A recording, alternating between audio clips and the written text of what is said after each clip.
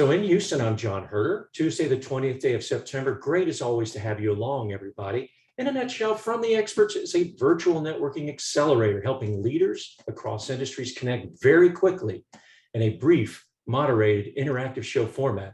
It's like a TED Talk with interactive discussion. So what's in it for you? Promise if all goes well, curiosity to spark new ideas, accelerate action, and you may have helped yourself or someone else solve a problem, make a connection, reach the opportunity faster. Today, you are on the Energy Transition channel, created in partnership with the Endeavor Institute. Making authentic connections and networks with stakeholders in the energy transition community has never been more important to your business and essential to reaching a low carbon sustainable energy future together. Please connect and learn more at fte.network. You'll be glad that you did. Folks, help me welcome our guest expert, Nick Welch. Nick is ESG and energy transition strategist with Endeavor Management, who has spent most of his career helping organizations and leaders navigate an ever-changing and more challenging external environment around the world, political, societal, economic, to achieve their goals. An expert on the topic, Nick has had senior roles with Shell, Noble Energy, the Global Carbon Capture Institute, and the United Kingdom government. Nick, great to have you kick off the Energy Transition channel today, and looking forward to see where the group takes the conversation. Over to you. Thanks, John. And it's great to be on the FTE show with the group today. One of the enduring challenges I've worked on is managing expectations. Certainly the expectations of stakeholders, but increasingly I realize those of leaders in organizations as well, and helping organizations steer their way through sometimes irreconcilable competing expectations. And to me, this is a key part of what is termed ESG, environmental, social, and governance. Now, the terminology of ESG may be relatively new to some, and some things claimed in its name, for example, in the investment and fund management world, may well be questionable or maybe a work in progress. But to me, ESG at its essence is about organizations managing risks and externalities related to their activities and demonstrating responsible business conduct, whether to investors or others. Now, debating and agreeing on what constitutes responsible business conduct is a very old and thorny issue, but one that is, I think you'll know, is becoming far more acute for organizations and individuals. So what I plan to convey today is my approach and high-level principles for navigating competing external expectations, how leaders as individuals might think about confronting what can be yawning gaps on particular topics. And one of the most obvious examples, of course, relates to climate and the energy transition. Now, this transition is often accurately framed around what is needed from public policy, technology, and finance. And I'm not going to talk about those three topics really today. I could do, but what I'm interested in is what about the human and leadership dimension of these sorts of dilemmas? You know, many dedicated and talented professionals, some with decades contributing to amazing achievements, are confronted with the take on their life's education, training, work, and achievements. And skills and expertise, often honed in highly technical disciplines, don't necessarily lend themselves to navigating the stormy and emotional seas of stakeholder perspectives and demands. Now, you can, as a leader, certainly try to detach your personal self from your role in an organization, but there's a lot of pressure in the other direction from a number of sources. So anyway, maybe there are lessons for our own responses as individuals, the way in which organizations look to navigate shifting expectations. And let me say at the outset, you know, I appreciate there are many legitimate ways for organizations and people at different stages of their lives, how they respond and work through these challenges. It's not one size fits all, it's just a perspective. So I really got into my stride on this journey myself when I left the UK government, which John said I'd worked for, and joined Shell. And I'd worked with the company a little, but inside government, on their decommissioning plans for a vast offshore storage structure, the Brent Spar. It was big, 400 feet tall and 93-foot diameter. And the decommissioning plan the company had was technically, economically, from a safety standpoint, and through one lens, environmentally at least, sound. And it had government approval. However, sinking it in the North Sea was not viewed by all as socially acceptable. And after a major campaign, the company backed down. Now, this at the same time as they were under pressure for alleged complicity with actions by the government in Nigeria. So in summary, the company was looking like it was losing its social, if not its government license to operate. In fact, it sort of kind of lost its decommissioning license. But what I experienced there when I joined was an organization with a largely justifiable pride in its achievements. There was a force for good in the world, technically expert, doing amazing things and wondering what had gone wrong. But there was an alternative view, whether in the media, in people's neighborhoods, schools and sports clubs, and from some elected officials. And unsurprisingly, some leaders and employees reacted very defensively. People were hurt, their life's work and value was crumbling around them. Some felt bitter. And there were certainly divisions of opinion at a strategic level about how to respond. So I don't know whether this sounds familiar to people. There are many other examples of this type of experience in various industries and indeed other types of institutions. And this experience set that company and many others on a journey to better understand, navigate, and address societal expectations in order to deliver long-term business success. So what I've done in my work is I've taken and applied those lessons and integrated them in my career. And I have to say, it's not always been a smooth ride. I've seen time and again how hurt feelings, dare I say, egos can get in the way of figuring out a smart path forward for an organization in its responses, on behalf of the company's owners and employees on any number of environmental or social and governance related topics, not least climate change. And, from time to time, unsurprisingly, some leaders and others can be defensive. And I think people who are targeted in this way could be forgiven for feeling victimized at times. And sometimes, on the other hand, companies take their eye off other priorities while focusing on the last reputational crisis, taking their eye off the ball. I've also witnessed organizations under fresh leadership tear up well-proven policies and programs only to find in the next reputational firestorm they've had to reintroduce them. Some organizations just batten down the hatches and plow on. And I think some companies, both very large and small, you can get away with that for a while. But I think the current focus by impactful stakeholders and large investors alike on managing climate risk has caught up with even the largest of US oil and gas companies. It shouldn't be a surprise. These pressures have been around for a long time.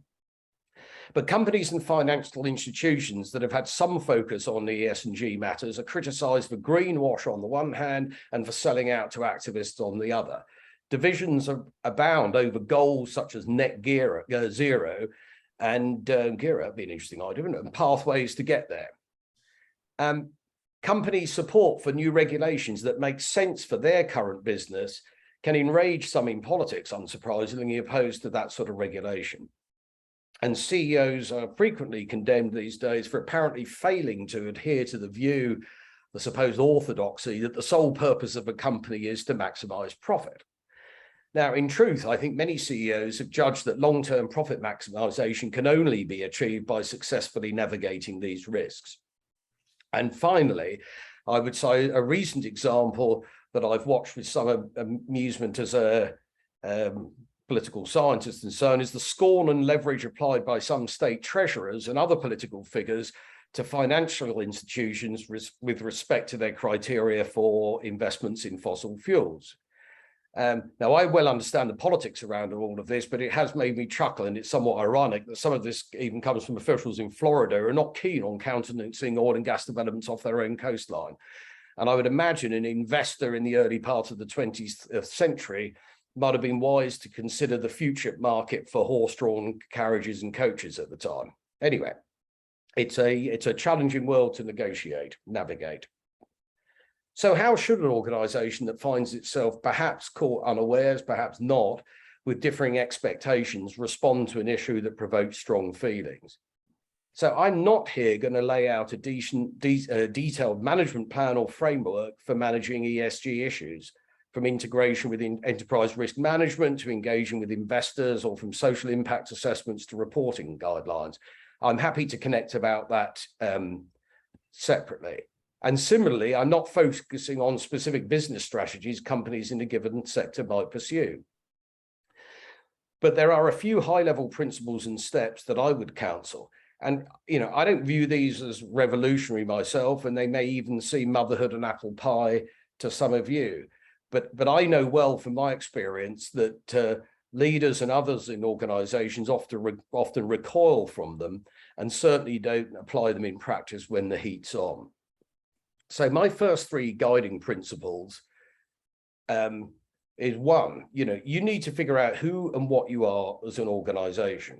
Now, we hear a lot about the term purpose these days, and it might turn some people off. And I'm using it not because it's, trendy in some circles, perhaps, and certainly not if it results in the same sort of buzzwords that one hears a lot. But when you're being pulled in one direction or another, criticized for being too ready to respond to an NGO here, or to peer pressure there, I think you need a guiding star, and you can call that your mission, your values, your purpose. You need something that sort of defines your responses overall. Secondly, and I think this is really critical, you need to be aligned with your team about why you're doing anything at all about ESG or the energy transition in particular. Is it to get people off my back? Is it because everyone else in my business is doing it? Is it specific investor or client pressure? Or do I see a business opportunity and imperative? But the key thing, I think, is to get your team aligned around a business case, the authentic reason for doing it. People otherwise, particularly on this type of topic, have very different mental maps. And then thirdly, you need to define, I think, your more specific tactical goal for navigating between opposing pressures. Is it to deliver in a laser focused way, long-term success, financial and otherwise? But maybe it's to, you've decided you want to change the world. You want to be liked and be popular, or be more politically active. So there's a sort of a tactical level of how you respond to pressures. My own default objective in a company, unless I'm told otherwise, is to avoid getting distracted and hijacked by the interests and agendas of others. I don't want to be a public target or a political football. So agreeing on answers to the above questions, a purpose, a business case for action, and a shorter term tactical goal, I think can be best informed by refreshing your understanding of your business environment, the shifting societal context you operate in. And here, I have three steps here as well. One, get out of your bubble. Two, listen to those who can affect your success, whether you like it or not. And thirdly, accept the world largely as it is, at least in the first instance, not as you'd like it to be. So let's drill down into those a little bit. One, get out of your bubble. I think it's useful to get out of your company bubble. It's difficult to do sometimes. The industry bubble, the industry leaders bubble, even the sector hub, be it Silicon Valley, Wall Street, or the energy capital. And let's none of us, including myself, rely on what a few people in a social media feed say is going on.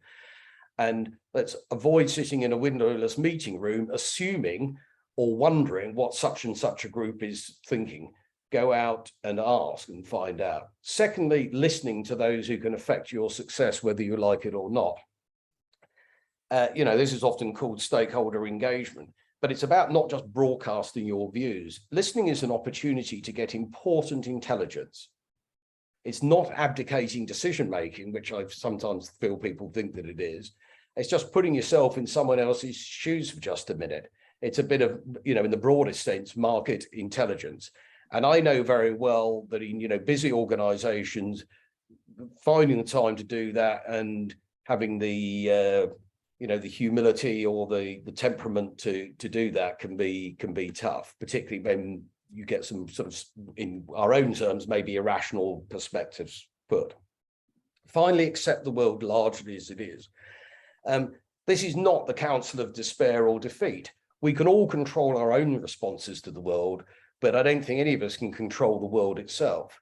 This is not the first energy transition in history. The motivations might be slightly different, but it's been coming for some time. And I fully appreciate that whether it's tech companies or oil companies, they have changed the world along with some other industries, but they've done so with the grain of pre-existing, if untapped, demand and aspirations. So when you have a better understanding of the environment you have around you, and obviously some very customer market focused companies are better at this than some other types of organizations, then I think you can really start to figure out how to position yourself in it, building on all the things we've talked about above. And here it's largely familiar tools that are used in business and other organizations.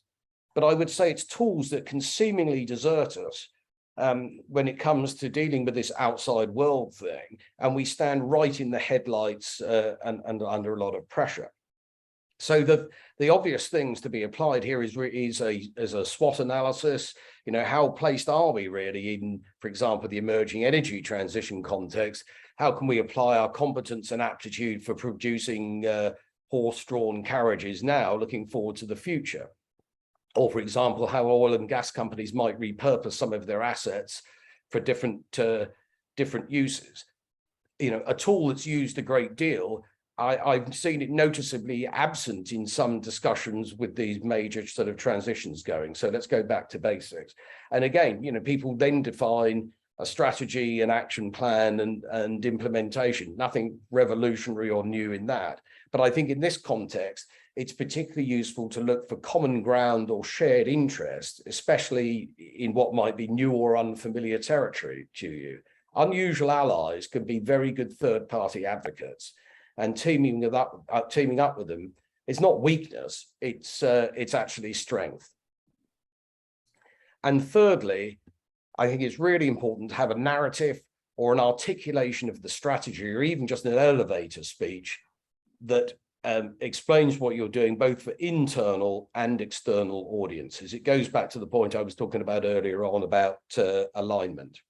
And here I think it's really important to take action and not credit. So don't set yourself up for failure by creating an expectation gap of your own making between what you say and what you either plan to do or what you are actually doing. So take action and not credit. Now, in my experience, if you follow those sort of high-level principles with all the more detailed pieces underneath, there's a good chance you can figure out and describe with credibility and understand yourself your own positioning and role in any sort of emerging world. Now, I've recently been working with two companies that can be defined in some ways as oil and gas startups. And this rather surprises many. A former federal official and a head of a well-known environmental NGO said to me, I thought we were getting out of oil and gas. But having gone through this process and in particular thinking about how to articulate the role, it has enabled me to set out with strong conviction the company's roles in helping deliver an orderly energy transition. So I have a recent example of applying this, and I've been pleased with how that's worked. Now, I pondered at the outset how any of this might translate to us as individuals as opposed to us in the professional realm. All I can say for myself is that I want to define both my legacy and my future myself and not have someone else define it for me. And when my kids ask me, Daddy, what did you do about the climate crisis or the energy transition? And they're getting prompted about this at school these days already. So I want a compelling and credible answer to that. And I've certainly found that by applying those principles I've been talking about, I'm better equipped to provide one. That's just me. So what would be the key takeouts here? I think take the time to get out of what you're doing, to understand what's going on in the world, whether it's on the energy transition or anything else. Define your position and who you are in that world. Sure, be ready to adjust to changing circumstances. And three, and finally, be able to articulate your role and position in clear and compelling terms. So thank you. And I'm curious about your experiences in organizations grappling with these issues and as an individual. Thanks, Nick. So I just put basically what Nick said. This is the group discussion question. what are your experiences in organizations or as an individual navigating this? And so just when you have something to say, please introduce yourself briefly. You can also raise your hand if you want to do it that way. And if I call on you, you're also welcome to say pass because you just want to listen in. And of course, the chat box is open for any additional comments between each other. So with that, Jeff or Kathy, do either of you, one of you guys want to share your take on what Nick has said and your experience? Sure, I'll jump in real quick. Jeff Graves with Target Resources. I run our Low Carbon Energy Ventures group, which we formed back in January this year. So I think our major challenge is to figure out who we want to be in this space, what our goals are. We're by nature, we're not public with a lot of things.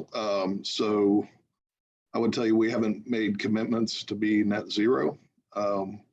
We are an energy company. We're focused on profit, but we don't want to ignore energy transition. So I think our main goals right now are to become educated, to your point, to see the world the way it is, right? So we heard a lot of talk about fossil fuels going away and the pace at which they might go away.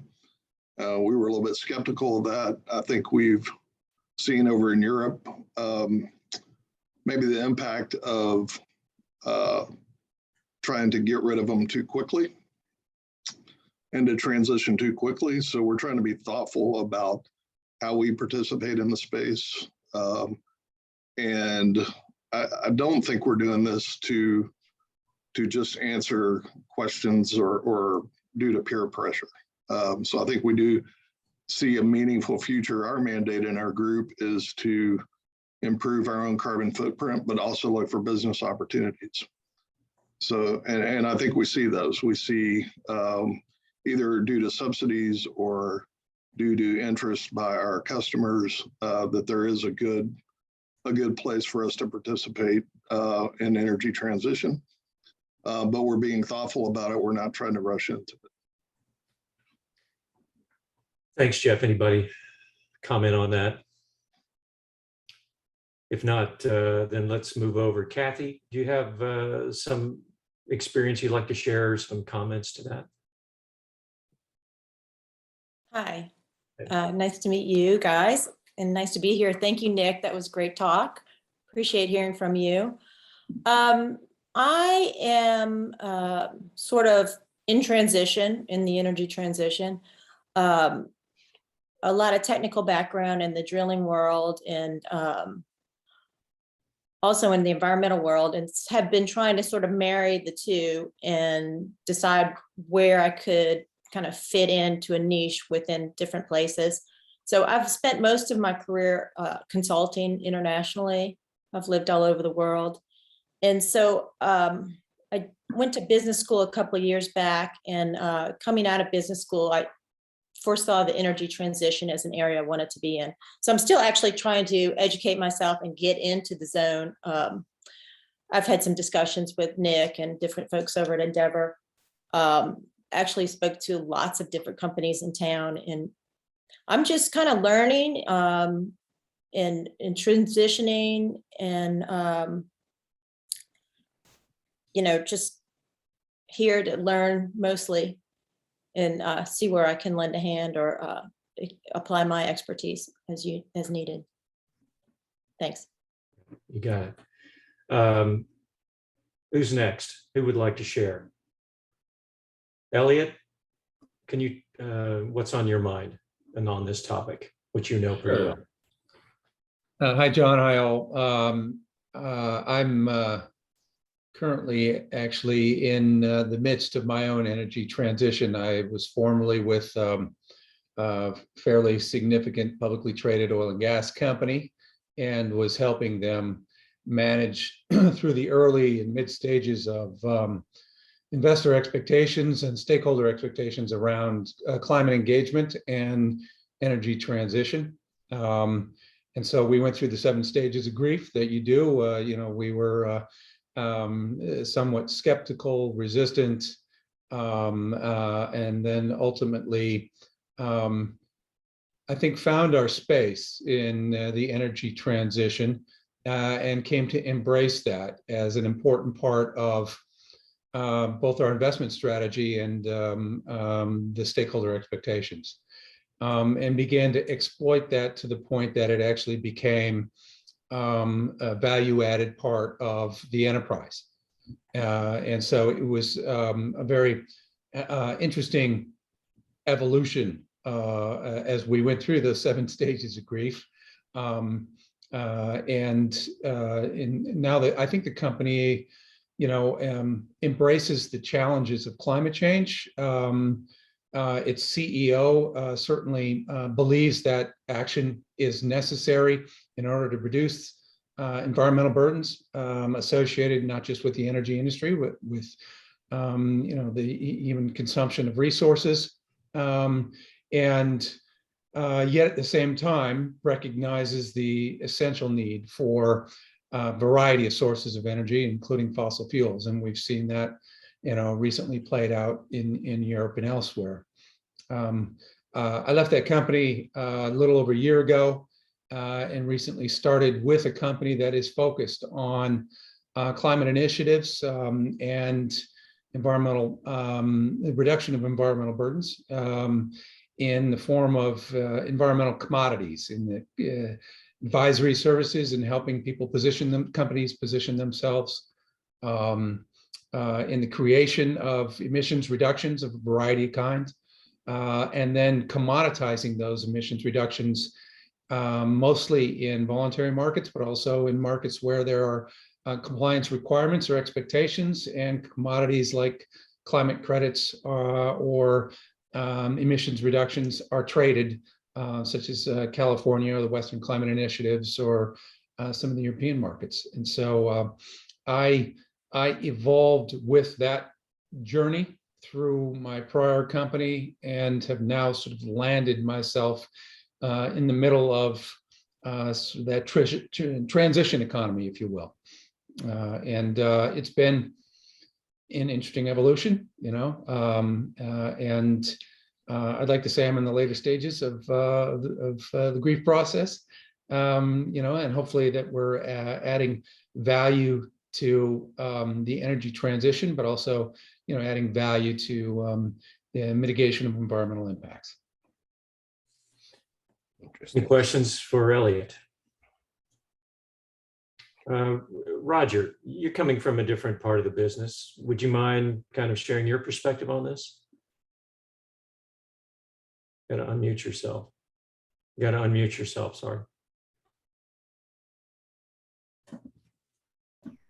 At least I'm consistently muted, right? Long journey, born Swede, ABB for 2 decades, did something else for many years and took over in global 1.5 years ago. And I think it's 2 aspects in my view. One is obviously we are building plants to produce renewable diesel and stuff and all that. So that's one aspect. The other one is the EGS aspect. And I think it's more, why I'm here is more not sure how we're going to position ourselves in both corners. So I don't know. I could talk about both, or I could pick one, or I could shut up. So you tell me what you think. I think the whole point here is just pick one that you're struggling with and just briefly put it out there and see if there's any feedback from the group. We are a company for profit, right? So that will come first. Maybe you shouldn't say that, but that it will. I think the disconnect I have, if we're not going to switch, if we take, let's be specific. We're claiming as a nation, we're going to replace 30% of all jet fuel with SAF by 2030. When you listen to people, maybe you take the energy to go to a conference somewhere. It looks almost experimental to me, what is going on. Experimental for me is either small size plants, maybe great ideas, but will not make a difference. I think the other one is we're dealing with a bunch of developers. I hope I don't insult anybody on this call, but it takes a lot to build. Let's say one of these plants is 600 million. it takes a lot of things to be right. And I struggle more from a private point of view to see that if there is now 120 leads in our funnel, who will really succeed with this? We spent some good time on try to develop 16 criteria, which we then use to try to high grade the 120 leads we have. Maybe good. I think if we look at the result, still is very shaky, the funnel, to bring something. Again, company for profits, obviously doing some engineering will not really pay the bills in the end. We need to get to somebody gets to FID. So I guess so in summary, that this got windy, but so if we have this EGS plan, the big plan that we're going to save the planet, which as a born Swede then is dear to my heart. But then when I see what we're really doing, it's a huge gap in my mind, knowing we are here, so soon it would be 23, right? And we are 7 years away from 30. There's no way we are lying. So I don't know.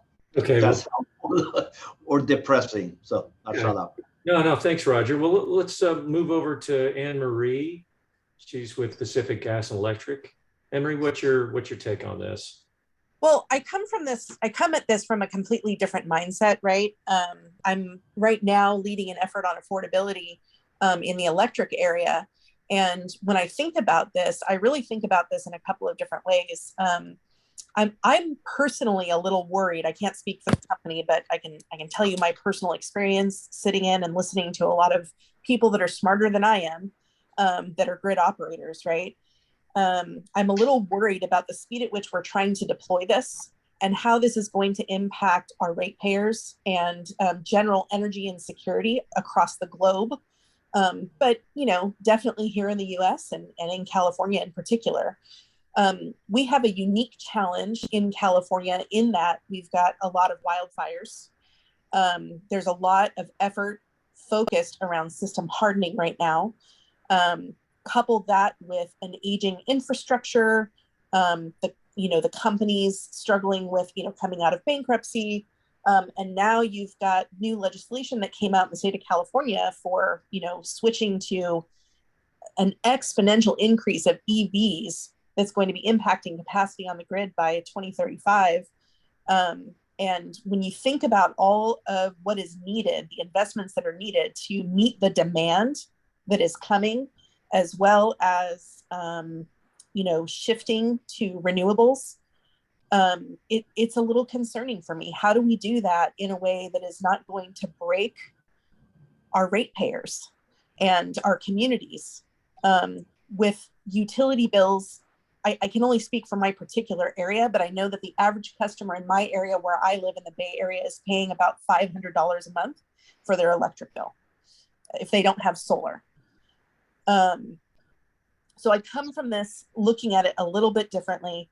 And I must say, I was looking at Cal ISO's report right now. Cal ISO is reporting out that we have 55% renewables serving the current demand.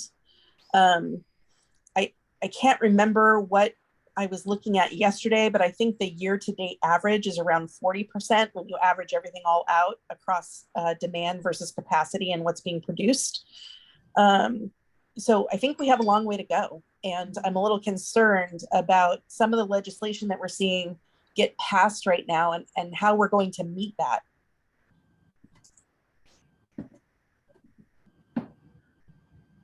Any questions for the group around that?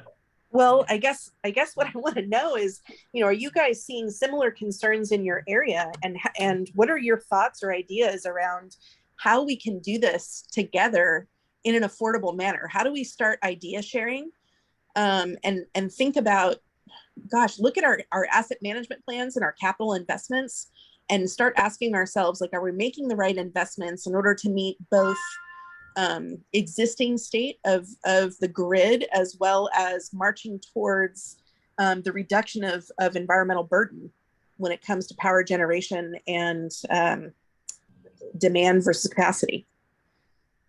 Anybody have some feedback to that? Excuse me. Any experience on idea sharing forums that could be useful in this circumstance. Well, I don't. Oh, let somebody else have a go. Yeah, and say I've got the thought, but. Yeah, Nick, I didn't mean to interrupt. I was just going to empathize. Really, I certainly feel the stress of ambitions exceeding our grasp, and it can seem overwhelming. And you look for partners. Europe certainly seems strongly guided by government mandates, and that has forced a more rapid transition in some ways. And I think we're starting to see similar kinds of pressures now here in the US, both with efforts to try to create mandates, but also incentives to encourage investment that is perceived to be somehow speeding along the transition. And it used to be 10 years ago that my company would not really pay much attention to government incentives. That our revenue was independent of that. But now those incentives are large enough that they actually do move the needle, and it is helpful to pay closer attention to what the opportunities are that are created through government programs that are trying to speed that transition in a variety of ways. And you may or may not embrace the transition, but you can't deny the opportunity that is created by these incentives and the magnitude of those. And so I just, I recommend to you all that you follow the market. The market is becoming more like Europe and is following the government in some ways. So I'll just note that. That's a really good point. And it's definitely something I've brought up with our internal business finance capital accounting groups as far as figuring out how we can be more nimble and flexible as an organization, and looking into government incentive programs to fund some of the work that's needed to kind of get us there. Instead of relying on traditional methods, right? Right now you're relying on FERC and NERC and the local PUCs to kind of fund some of those things. That's common practice, right, in the US. So it's time that we start looking at, how do we break the traditional mold of IOUs in the United States and start looking towards those government incentives. I appreciate that feedback. Anything else on that question? Anything that Elliot said or Anne-Marie? If not, then we're coming against the hour anyhow, so we'll go ahead and Nick, ask you if you have any final words. Well, I was just reflecting on that last discussion. I mean, I think, or that last element, it's certainly, you've got to sup with quite a long spoon about the difference between the claims of what's going on and what is. So, anybody's natural skepticism can be fed with that. So, but in terms of trying to find solutions for these things, I think the key thing for me is to ensure that you are at the table rather than on the menu. And what I mean by that is that it's not difficult to be skeptical about some of the level of ambition, or where it maybe not the level of ambition, but the pace towards it. But that's a bigger societal sort of question. And I think if you position yourself as trying to make a contribution consistent with your size within the problem, whether that's in a utility world or environmental services or what have you, you can certainly make plans and so on that are consistent with your understanding of how far the market's moved and how far it's gone, separate to the sorts of claims and so on that are made. But if you position yourself as a contributor to a solution rather than, and nobody's suggesting they were doing otherwise, rather than as a sort of a naysayer or I told you so or what have you kind of thing, you've got a better chance of getting, I think, getting a piece of the pie going forward in those terms, but also being able to have a voice in the debate. Nick, we've got a question coming in from Stephanie. Stephanie, take it. Yeah, sure. Hi, Nick. That was Hi really there. great. I've been mulling over everything you said at the very beginning this whole time, so I'm not sure if I have a question in here, but we'll see. I really enjoyed your takeaway specifically about, how we shouldn't be scared to reach out and talk to, even competitors, and just talking and listening to all of those different stakeholders who are vital pieces of the solution. I'm in a different position now, but earlier this year, I was with a very large oil and gas services company who had some very prominent competitors. And this was something that I think both that company and the competitors were considering. How do you, and I think everybody's kind of touched on this, there is strength in a movement with more people behind it.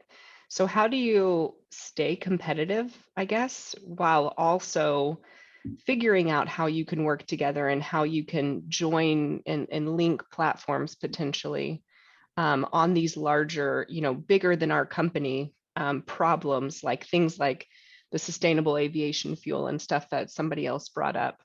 One company isn't going to genuinely be able to solve these things. So how do you still compete, but how do you, join forces? Exactly. Well, thank you for that comment. Last 30 seconds, Nick. I'll come back to you on that because I do have some thoughts on that, because people do that without getting into trouble. Well, thanks. Thank you, Nick, very much. Folks, how was the talk and discussion today? Please take the 30-second FT survey that's being dropped in the chat box right now. Today's post-show notes with everybody's contact information and today's expert resources will hit your mailbox a little bit later today, so be sure and take time and connect with each other. Next up on the Energy Transition Channel, on October 11th, Dr. Lynn Frostman, VP Sustainability and CSR with Syzygy Plasmonics, leads interactive discussion on evaluating the potential of deep decarbonization technologies.